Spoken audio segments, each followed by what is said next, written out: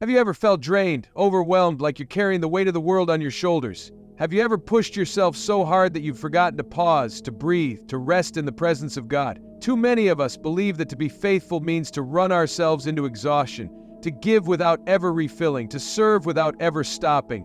But what if I told you that God never intended for you to live this way? What if I told you that taking care of yourself is not an act of selfishness, but an act of obedience? God created you for more than just survival. He wants you to walk in strength, in peace, in purpose. But to do that, you must first learn to care for yourself the way He intended. Even Jesus, in all His power, took time to rest, to withdraw, to restore His spirit before stepping back into His mission. So why do we think we can keep going without stopping? Why do we ignore the warning signs, the exhaustion, the stress, and the burden? Today, I want to share a message that could change the way you live, the way you serve, and the way you experience God's love. Because when you learn to take care of yourself, you become a greater blessing to those around you. When you take time to renew your strength, you walk in the power God has given you. And when you trust that He wants you to rest, to heal, to be whole, you step into a life of true spiritual fulfillment. Stay with me until the end of this message, because I believe God has something powerful to reveal to you today. Let's dive in together. From the very beginning, God created mankind with care and purpose, forming us in His image and breathing life into our souls. He did not create us to be careless with our bodies or to treat ourselves with neglect, but rather, He entrusted us with something sacred, our very being. The Apostle Paul, in his letter to the Corinthians, reminds us of this truth when he declares, "Do you not know that your bodies are temples of the Holy Spirit, who is in you, whom you have received from God? You are not your own, you were bought at a price. Therefore honor God with your bodies." These words are not a suggestion, but a divine directive, a call to see ourselves as vessels of God's Spirit, carrying His presence wherever we go. If a church building is treated with reverence, cleaned, maintained, and protected, how much more should we care for the temple of our own bodies, which God Himself has chosen to dwell in?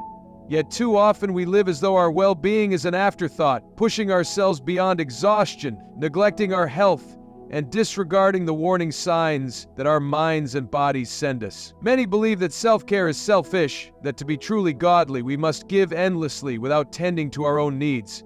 But when we ignore our own health, when we fail to rest, when we neglect the nourishment our bodies require, we are not practicing godliness. We are engaging in self-destruction. A run-down, weary, and malnourished person cannot effectively serve the Lord or minister to others. Even Jesus, though fully God and fully man, took time to rest, to withdraw from the crowds, to find solitude in prayer. If the Son of God saw the need to care for Himself, how much more should we? We must recognize that caring for ourselves is an act of obedience. When we take care of our health, we are honoring the gift God has given us. When we nourish our bodies with good food, exercise, and rest, we are expressing gratitude for the life He has granted us. When we set boundaries and protect our mental and emotional well-being, we are stewarding the temple He has entrusted to us.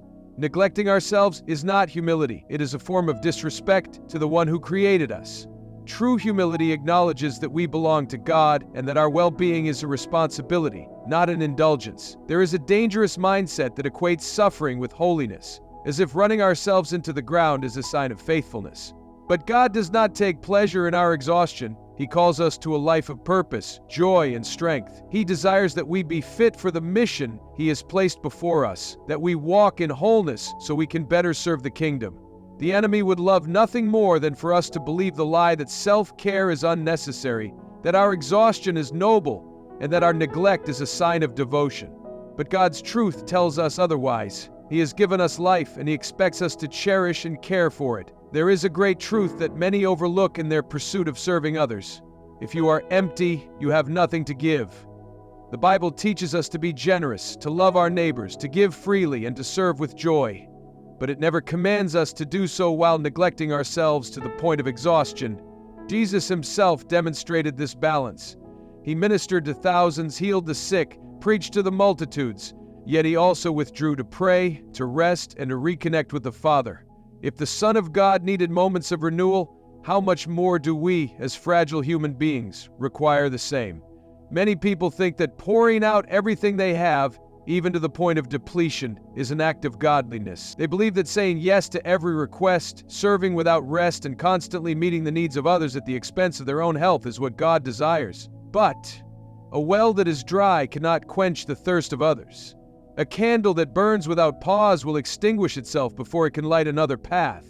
A weary heart and a fatigued soul are not more righteous, they are simply running on empty. When we fail to care for ourselves, we are not only harming our own bodies, minds, and spirits, but we are also limiting our ability to be effective in the work God has called us to do.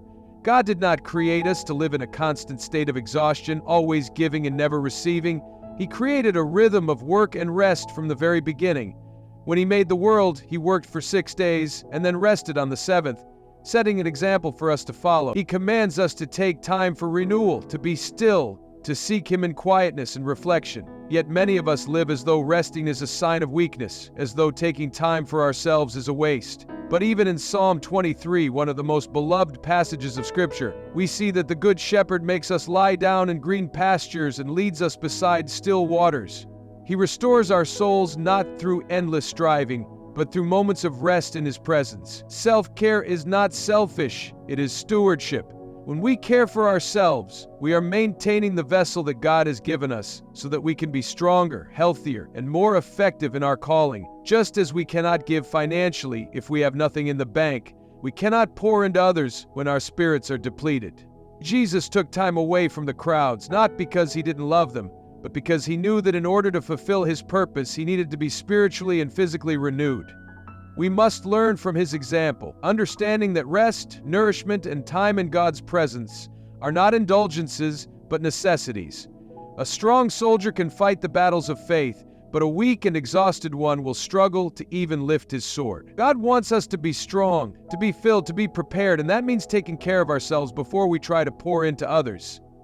Many believers misunderstand the nature of true humility, thinking that to deny themselves completely, even to the point of exhaustion and suffering, is a sign of spiritual maturity. While the Bible does teach selflessness, it does not advocate self-destruction. Humility does not mean ignoring your own needs. It means surrendering your heart, your plans, and your life to God, while understanding that you are valuable in His sight. If God Himself sees you as worthy of love, care, and provision, why would you treat yourself as anything less? To care for yourself is not an act of pride. It is an acknowledgement that you belong to God and that He desires your well-being. When Jesus washed the feet of His disciples, He did so not because He was weak or because He thought little of Himself, but because He was secure in His identity. The Bible tells us that He knew where He came from and where He was going, and that security allowed Him to serve with humility rather than from a place of self-neglect. True humility is not thinking less of yourself. It is thinking of yourself rightly in the eyes of God. It is knowing that you are His creation, formed by His hands, and therefore worthy of care and stewardship. It is recognizing that you are a vessel meant to be filled and used for His glory, and an empty, broken vessel cannot function as it was designed. God does not call His people to live in a constant state of depletion. He calls them to walk in wisdom, to be good stewards of their bodies and minds, and to live in a way that reflects His love. Many people serve tirelessly not out of a heart full of love, but out of fear that they are not doing enough to please God. But the Lord is not pleased by those who drive themselves into the ground, mistaking self-neglect for holiness. He is pleased when we live in obedience to His word, when we rest in His presence, when we walk in peace instead of exhaustion, and when we care for ourselves so that we can serve from a place of strength rather than weakness. Some fear that if they take time for themselves, they are being selfish. But selfishness is not about caring for yourself. It is about placing yourself above others. There is a great difference between setting healthy boundaries and living in self-absorption. Jesus did not heal every person He met.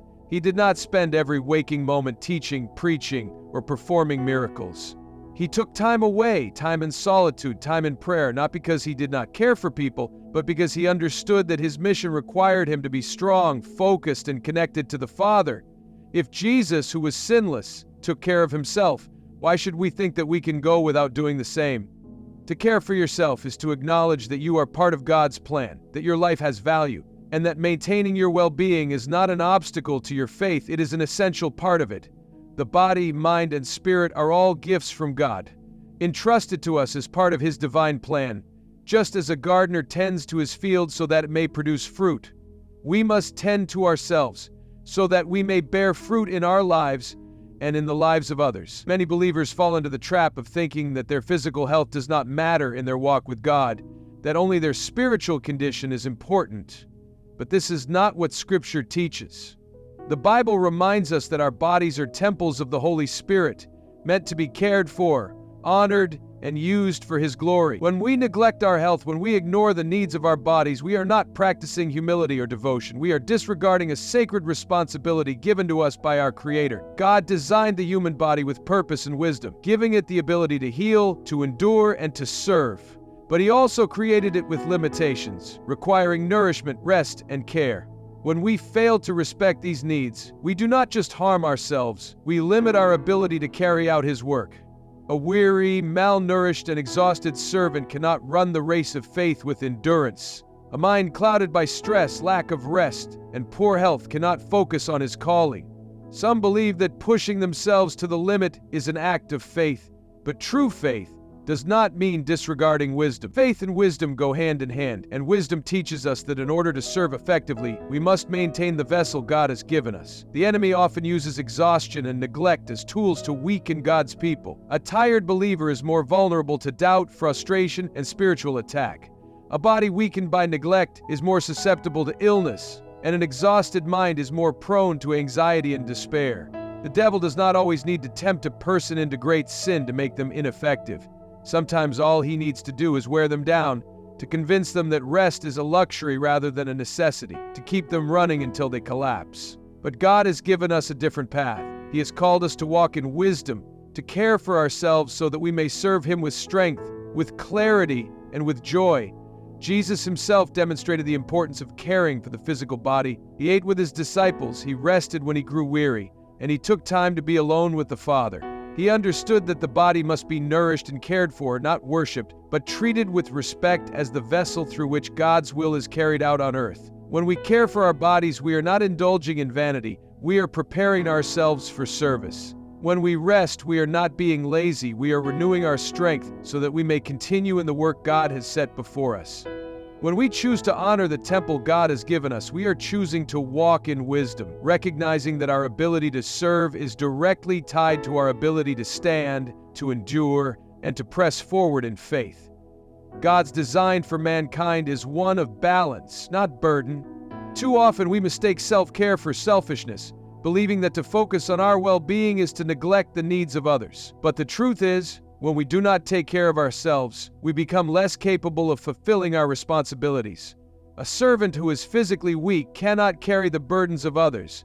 A heart weighed down by stress and exhaustion cannot pour love into another's life. A mind consumed by anxiety cannot think clearly to discern God's will. The enemy would have us believe that pushing ourselves to the point of collapse is an act of faith, but God has shown us through His Word that He desires rest, renewal, and balance for His people. Even in the creation account, God set a precedent for rest. After 6 days of creation, He rested on the seventh, not because He was weary, but to establish a pattern for His people. The Sabbath was given as a gift, a time to pause, to reflect, and to renew strength. When we ignore the need for rest, when we fill our days with endless labor and refuse to take time for physical and spiritual renewal, we step outside of God's intended rhythm for life. We see this throughout Scripture. Elijah, after his great victory over the prophets of Baal, fell into despair. He was physically and emotionally drained, and in that moment of weakness, he wanted to give up. But what did God do? He did not rebuke Elijah for his exhaustion. Instead, He provided food, rest, and restoration before sending him back out to continue his mission. Jesus Himself modeled this balance. Though He ministered tirelessly to the crowds, healing the sick, preaching the kingdom, and performing miracles, He also took time to withdraw, to rest, and to spend time alone in prayer. He understood the importance of stepping away from the demands of life to be renewed by the Father. If Jesus, the Son of God, saw the need for rest and renewal, how much more should we? He never let the urgency of His mission outweigh the necessity of maintaining His strength. He ate, He slept, He sought solitude when needed, and He encouraged His disciples to do the same. Neglecting our well-being does not make us more holy. It makes us more vulnerable. It makes us weaker, more prone to discouragement, and less able to walk in the fullness of God's purpose. When we take care of ourselves, we are not only honoring the body God has given us, but we are also making sure that we can continue to be a blessing to others. It is not selfish to rest when weary. It is not indulgent to seek peace when troubled. It is not unfaithful to acknowledge our limits. Rather, it is an act of trust, a declaration that we believe in God's provision, in His wisdom, and in His desire for us to walk in wholeness. Our lives are not meant to be lived in constant exhaustion. God calls us to run the race with endurance, and endurance requires strength, strength requires renewal, and renewal requires care. God's desire for us is not to live in exhaustion, stress, or neglect of our well-being. He calls us to a life of balance, where we care for ourselves so that we can serve Him and others with strength and endurance. When we rest, when we nourish our bodies and souls, when we take time to renew ourselves in His presence, we are not stepping away from our purpose. We are equipping ourselves to fulfill it more effectively. The enemy wants us to believe that self-care is selfish, but God has shown us through His Word that caring for ourselves is an act of faith, an act of stewardship, and an act of obedience. If we are to shine as lights in the world, we must ensure that our flame is not burned out by neglect. So today I urge you, take the time to rest in Him. Care for the temple He has given you. Seek moments of renewal in His presence. Trust that in doing so you are not losing time, but gaining strength to walk in His calling. When you are whole, when you are strong, when you are renewed, you are able to give more, love more, and serve more in His name. God does not just want you to survive, He wants you to thrive, to walk in His joy, and to be a vessel of His grace to others. Thank you for taking the time to listen today. May God bless you with wisdom, strength, and the peace that comes from knowing you are cared for by the one who created you. Keep your faith strong, take care of yourself, and always trust in God's perfect plan for your life. Amen.